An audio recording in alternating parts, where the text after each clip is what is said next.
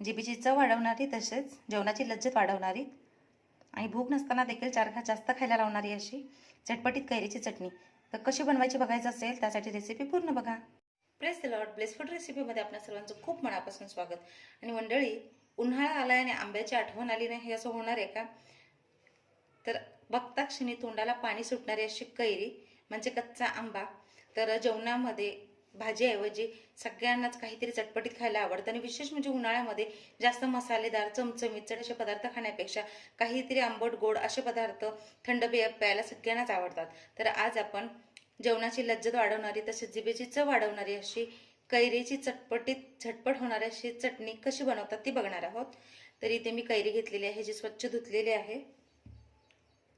तर आधी आपण काय करायचं आहे, कैरीच्या वरची साल काढायची आहे। तरी पिलरने तुम्ही काढू शकता।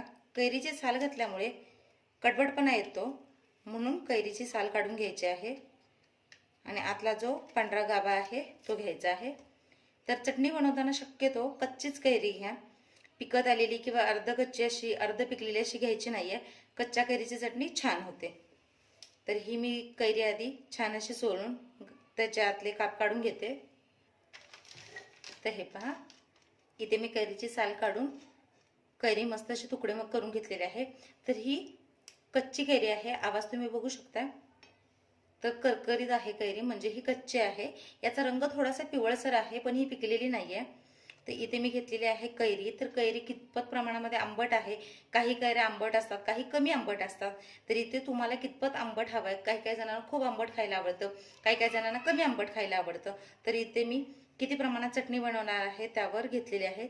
तर एक 4-5 असे पीस घेतलेले आहेत। तर इथे ओलं खोवलेलं खोबरं घेतलेलं आहे म्हणजे किसलेलं ओलं खोबरं घेतलेलं आहे। थोडीशी कोथिंबीर, 4-5 पानं पुदिन्याची घेतलेली आहेत। पुदिन्यामुळे चटणीची चव छान लागते, वासही छान येतो आणि तसेच पचनाला चटणी हलकी होते म्हणून मी इथे पुदिना घेतलेला आहे। पुदिना तुमच्याकडे नसेल नाही घेतला तरीही चालेल। इथे अर्धा चमचे जिरे घेतलेले आहेत, अख्खे जिरे। इथे मीठ घेतलेलं आहे चवीनुसार आणि इथे 3 ते 4 मी मिरच्या घेतलेल्या आहेत। तर मिरच्या देखील सांगितल्याप्रमाणे तुम्हाला कितपत तिखट आवडतं त्यावर अवलंबून तुम्ही घेऊ शकता। तर आता हे सर्व छान आपण मिक्सरला बारीक वाटून घेणार आहोत। तर ना फोडणी द्यायची ना शिजवायचं, अतिशय कमी वेळेमध्ये बनणारी अशी ही चटपटीत चटणी आहे। इथे मी मिक्सरचं भांडे घेतलेलं आहे। तर यामध्ये हे सगळं घालायचंय।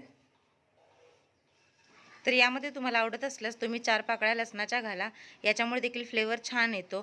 जर तुम्ही खात असाल तर घाला, नाही घातलं तरीही चालेल। आणि वाटतानाची आणखी एक महत्त्वाची गोष्ट म्हणजे यामध्ये आपल्याला खूपही पाणी घालायचं नाही, आपल्याला सुकी चटणी वाटायची आहे। सुरुवातीला पाणी न घालता असंच वाटून घ्या।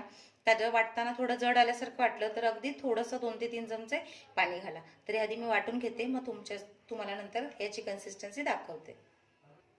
तर हे पहा, मस्त चटणी वाटलेली आहे आणि मी अगदी 2 ते 3 चमचे पाणी घातलेलं, त्यामध्ये छान अशी ही मऊसर चटणी वाटलेली आहे। तर ही अगदी फाईन पेस्ट करायची नाहीये, म्हणजे अगदी मऊसूत करायची नाहीये, ही थोडी अशी दरदरी जाडी भरडीच करायची आहे।